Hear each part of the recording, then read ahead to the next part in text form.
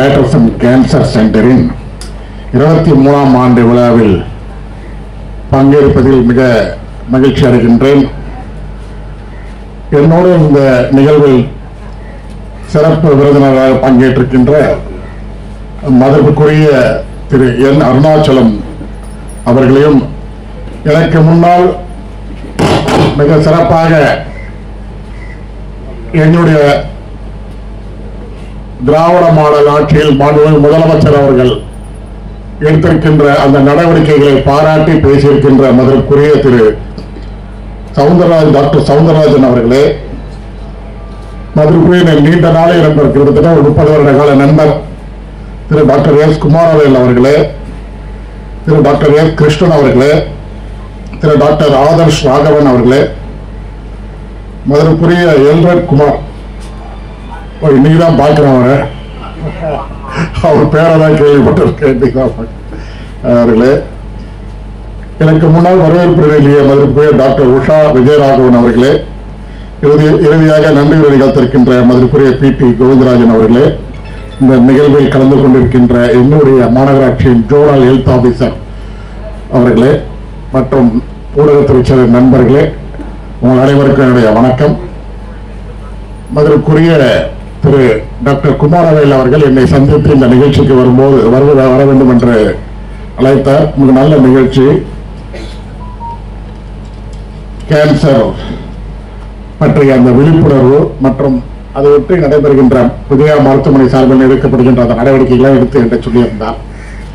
மாநகராட்சியின் சார்பில் மனக்குரிய முதலமைச்சர் அவர்கள் மனக்குரிய மேயராக இருந்த காலகட்டத்தில் மாநகராட்சியின் சார்பில் இயங்குகின்ற சுகாதாரத்துறையை மிக சிறப்பாக மேம்படுத்தி அந்த சுகாதாரத்துறையின் மூலம் ஏழை எளிய மக்கள்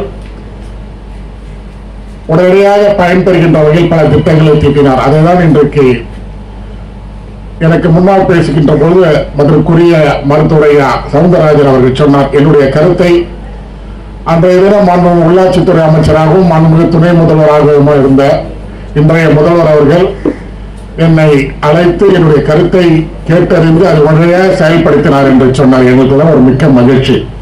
அவர் காட்டுகின்ற அந்த வழியில் தான் இன்றைக்கு பெருநகர சென்னை மாநகராட்சி செயல்பட்டுக் கொண்டிருக்கின்றது.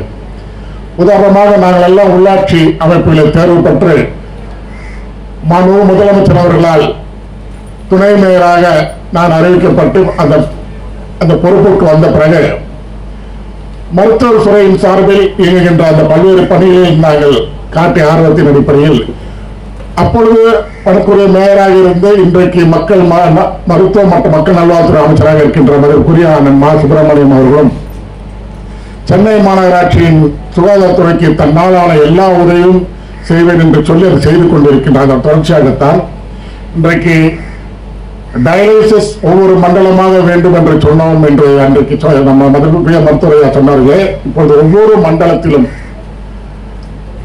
மாநகராட்சியின் சார்பிலும் ரோட்டரிக் நிர்வாகிகளோட ஒத்துழைப்போடு கூட டயாலிசிஸ் சென்டர், இலவச டயாலிசிஸ் சென்டர் தொடர்ந்து நாங்கள் அதை கட்டமைத்துக் கொண்டிருக்கின்றோம். காரணம், இன்றைய காலகட்டத்தில் டயாலிசிஸ் என்ற ஒரு அந்த சேவை பொதுமக்களுக்கு அத்தியாவசியமாகிறது.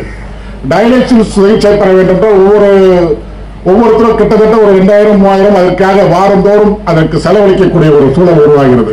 மிகவும் ஏழ்மையில் உள்ள மக்கள் வாரந்தோறும் 2000-3000 ரூபாய் செலவு பண்ணக்கூடிய சூழல் இல்லாத சூழ்நிலையில் அவர்களுக்கு அவருடைய உடல்நலத்தையும் பேணி பாதுகாக்க வேண்டும், அவர்களுக்கும் உரிய சிகிச்சை நம் அரசின் பால் வழங்க வேண்டும் என்றுதான் மாநகராட்சியும் அதில் அக்கறை கொண்டு மாநகராட்சியின் சார்பிலும் தன்வார தொண்டு அமைப்பான ரோட்டரிக் சங்க நிர்வாகிகள் ஒத்துழைப்பு கூட ஒவ்வொரு மண்டலமாக நாங்கள் டயாலிசிஸ் சென்டர்ஸை நிறுவி அதற்கான பிரத்யேக கண்காணிப்பில் அந்த சென்டரை வழிநடத்திக் கொண்டிருக்கின்றோம்.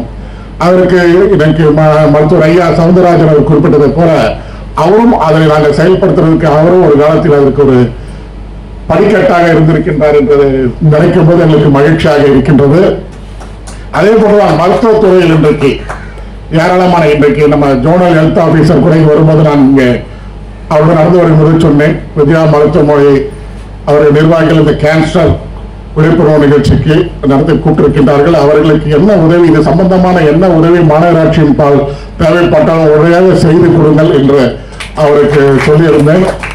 அவர்களும் கண்டிப்பாக நீங்கள் உங்களுடைய அந்த சேவைக்கு என்ன உதவிகள் மாநகராட்சியின் சார்பில் தேவைப்பட்டாலும் அவர்களை அணுகினால் அவர் அதற்கான சட்டத்திட்டங்கள் உட்பட்டு கண்டிப்பாக அது உங்களுக்கு செய்து தருவார் என்ற தெரிவித்துக் கொள்கின்றேன். அது எப்பொழுதும் நான் கூட சொன்னேன், என்னுடைய மாணவர்கள் இன்றைக்கு சிறுநீர் பரிசோதனை செய்ய வேண்டும் என்று சொல்லியிருக்காது தொடர்ந்து நடைபெற்றுக் கொண்டிருக்கின்றது. இந்த ஆண்டு கூட இதுவரை மாநகராட்சியினுடைய பள்ளியின் வரலாற்றில் இதுவரை இல்லை. இந்த ஆண்டு மட்டும் மாநகராட்சியினுடைய கீழ் இயங்குகின்ற சென்னை பள்ளியில் மட்டும் 22,612 பிள்ளைகள் புதியதாக இந்த ஆண்டு மட்டும் கல்வியாண்டில் சேர்ந்திருக்கின்றார்கள். இது எதை காட்டுகின்றது என்றால், மாண்புமிகு முதலமைச்சர் அவர்கள் கல்வித்துறைக்கும் தனி அக்கறை கொண்டு அந்த கல்வித்துறையை மேம்படுத்த வேண்டும், தமிழ்நாட்டின் பிள்ளைகள் நல்ல நிலையில் படித்து முன்னுக்கு வர வேண்டும் என்று அவர் எண்ணுகின்ற காரணத்தினால் இன்றைக்கு மாநகராட்சிக்கு அதிக நிதியை ஒதுக்கீடு செய்து கல்வித்துறையில் தனி கவனம் செலுத்துங்கள் என்று எங்களுக்கு உத்தரவிட்டதன் அடிப்படையில் கல்வித்துறைக்கு என்று இன்றைக்கு பல சலுகைகளை நாங்கள் அறிவித்து மாணவர்களுக்கு சிறந்த கல்வி அறிவை போற்றுகின்ற வகையில் இன்றைக்கு அது மாநகராட்சி கல்வித்துறையும் செயல்பட்டுக் கொண்டிருக்கின்றது. இன்றைக்கு கூட காலையில் வருகின்ற போது ஒரு நிருபர்கள் கேட்டார், இன்றைக்கு புறநகர் பகுதியில் படிக்கின்ற பள்ளி மாநகராட்சியின் கீழ் என்கின்ற சென்னை பள்ளியின் மாணவர்கள் தொடர்ந்து தூரம் சென்று அவர் வீடு இல்லங்களிலிருந்து பள்ளிக்கு வருவதற்கு காலதாமதமாகிறது, நடந்து வருகிறார்கள் என்ற ஒரு செய்தி கேள்விப்பட்டு இன்றைக்கு மாநகராட்சியே தனியார் பள்ளிகள் தான் பேருந்துகள் இயக்க முடியும் என்ற ஒரு நிலையை மாற்றி மாநகராட்சியில் கூட அந்த மாநகராட்சியில் படுகின்ற பிள்ளைகளுக்காக பிரத்யேக பேருந்துகளை நாங்கள் இந்த ஆண்டு மட்டும் அறிமுகப்படுத்தி இருக்கின்றோம்.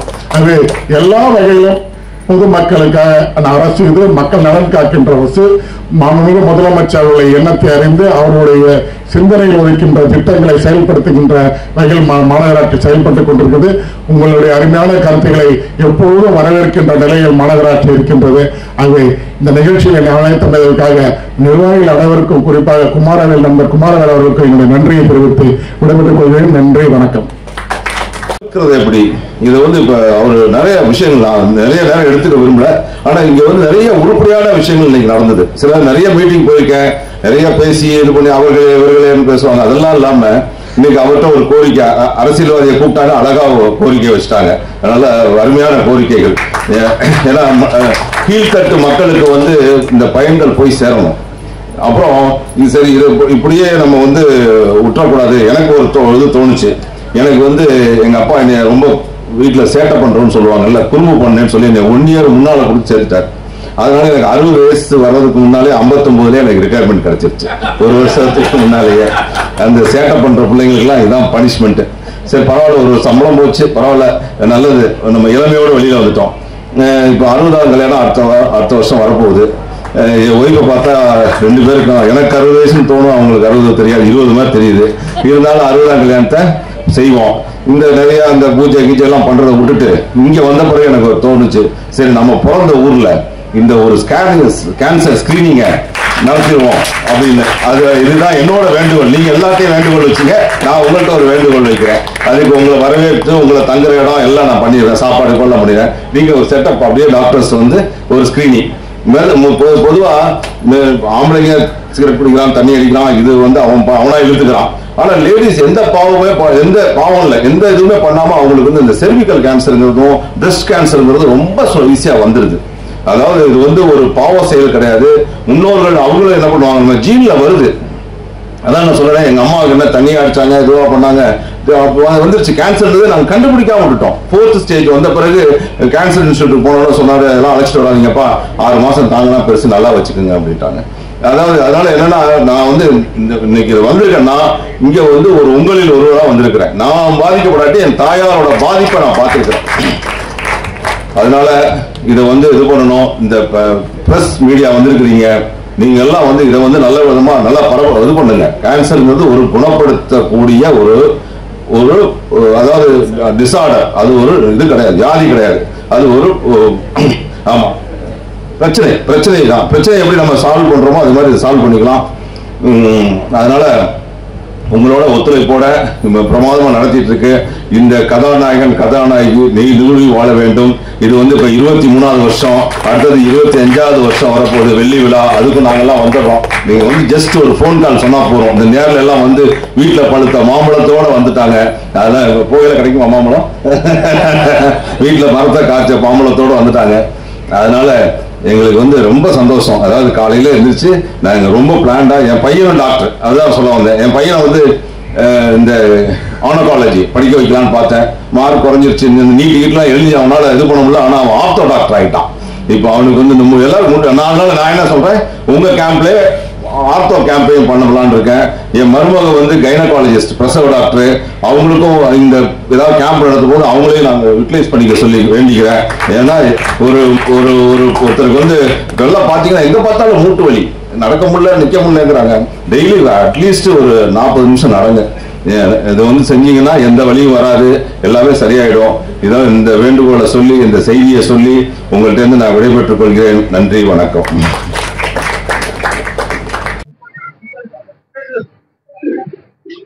பேட்டர்சன் கேன்சர் சென்டர் வந்து டாக்டர் ஏபிஜே அப்துல் கலாம் அவர்களால் 19/6/2003 துவக்கி வைக்கப்பட்டது.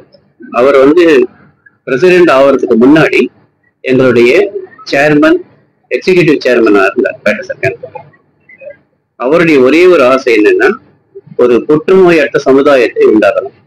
ஏன்னா புற்றுநோய்ங்கிறது ஒரு நோய் இல்லை, அது ஒரு பிரச்சனை தான். ஒரு சாதாரண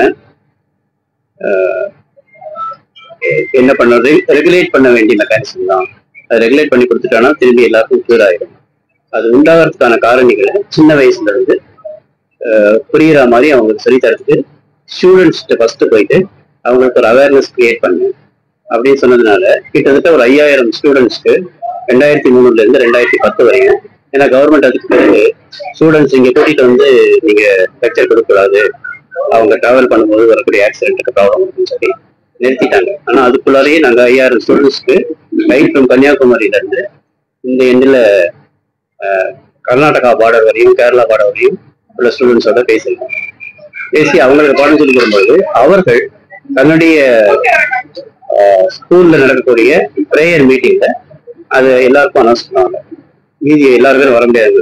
அது மாதிரி ஃபர்ஸ்ட் ப்ரிவென்ஷன் அங்கேருந்து ஆரம்பிச்சோம். செகண்ட் ப்ரிவென்ஷன், டாக்டர்ஸ்க்கு நிறைய பேருக்கு இது கேன்சர்னா என்னன்னு தெரியாம இருக்குன்னு சொல்லிட்டு டாக்டர் அவேர்னஸ் ப்ரோக்ராம் அப்படின்னு சொல்லிட்டு அது ஒரு 10 வருஷம் நடத்தி அவர்களுக்கு எப்படி இதை கண்டுபிடிக்கிறது அப்படிங்கிறதுக்கு ஒரு ப்ரோக்ராமாவே போட்டிருந்தேன். பேர் கதி அப்படின்னு, வழி எந்த வழியில போனா அதை கண்டுபிடிக்கணும் அப்படிங்கிறது நடத்திருந்தேன். அதன் பிறகு பப்ளிக் அவேர்னஸ் ப்ரோக்ராம், அதுல 2ஆ பிரிச்சிருந்தோம். ஏடி கேன்சர் டிடெக்ஷன் வரணும், மற்றபடி கிளாஸ் எடுத்துட்டு பப்ளிக்கை கூப்பிட்டு வச்சு சொல்லி கொடுக்கணும். 2 விதமா பண்ணோம். இவ்வளவு பண்ணியும் ஏர்லி டிடெக்ஷனுக்கு எல்லாருமே பயப்படுறாங்க, இன்க்ளூடிங் த டாக்டர்ஸ்க்கும். அது என்ன காரணம் அப்படின்னா, எங்க ஓன் டாக்டர்ஸே கேட்டேன்னா, எனக்கு வயசுல ஒரு பொண்ணு இருக்கு, நீங்க இதையாவது பார்த்துட்டு கேன்சருக்குன்னு சொல்லி இதையா வைத்தியம் விட்டீங்கன்னா என் தலைமுடியெல்லாம் விழுந்துருச்சுன்னா என் பொண்ணை பார்க்க யாரும் வரமாட்டாங்க, அதனால நான் அதுல பங்கெடுத்துக்கிறதா எங்க டாக்டர்ஸை செக் பண்ணிக்கிட்டு வர மாட்டாங்க. இருந்தாலும் இந்த பர்சியூட் என்னன்னா, புற்றுநோயற்ற சமுதாயம் உண்டாகணும் அப்படின்னா கம்பல்சரியாக எல்லாரும் ஏடி கேன்சர் டிடெக்ஷனுக்கு வந்துதான் ஆகணும். அதுல இருந்து, ஏன்னா உங்களுக்கு கேன்சர் தெரியறதுக்கு முன்னாடியே அது 13 இருந்து 16 வருஷம் முன்னாடி ஆரம்பிக்கிற விஷயம். இன்னொரு கேள்வி எல்லாரையும் என்ன ரொட்டீனா கேட்கறது என்னன்னா, 15 வயசு பசங்க, 11 வயசு பசங்க, அவங்களுக்கெல்லாம் கேன்சர், அவங்க இன்னும் எக்ஸ்போசரே ஆகலையே, அவங்களுக்கு எப்படி வரும் அப்படின்னு கேள்வி கேட்கறாங்க. அது பிறக்கும் போது உள்ள ஜீன்ல இருந்து வரும். ஸோ அந்த ஜீன் மாடிஃபை ஆகி அது கேன்சரா மாறதுக்கு 16 வருஷம் ஆயிருக்கும், குறைக்குள்ளே இருக்கும். அதெல்லாம் கன்ஜெனிட்டல் டியூமர்ஸ் சொல்லுவோம். அது 1% கூட வராது, அதுக்கு கீழே தான். மற்றபடி ஹேபிட்ஸ்னால வரக்கூடிய கேன்சர்ஸ் ரொம்ப அதிகமாக இருக்கும். கவலையினால வரக்கூடிய கேன்சர்ஸ் ரொம்ப ஜாஸ்தியா இருக்கும். இப்போ பிரெஸ்ட் கேன்சர், சர்வைக்கல் கேன்சர் பத்தி சொன்னாங்க. 80% ஆஃப் த பிரெஸ்ட் கேன்சர்ஸ் மன அழுத்தத்தினாலதான் வருது, டிப்ரெஷன்னால தான் வருது.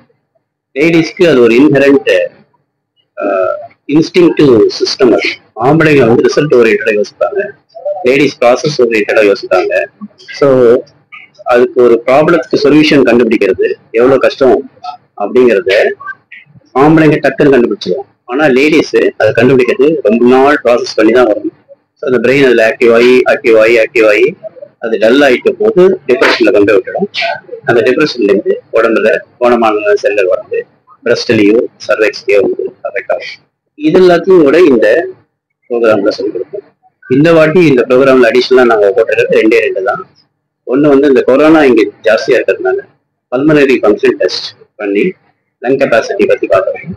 கரஸ்பாண்டிங் எக்ஸ்ரே எடுத்துட்டு சைலண்டா உள்ளுக்குள்ளார கொரோனா இருக்க வாய்ப்பு இருக்கா அப்படிங்கிறத செக் பண்ணணும். இதை சேர்த்துக்கணும்.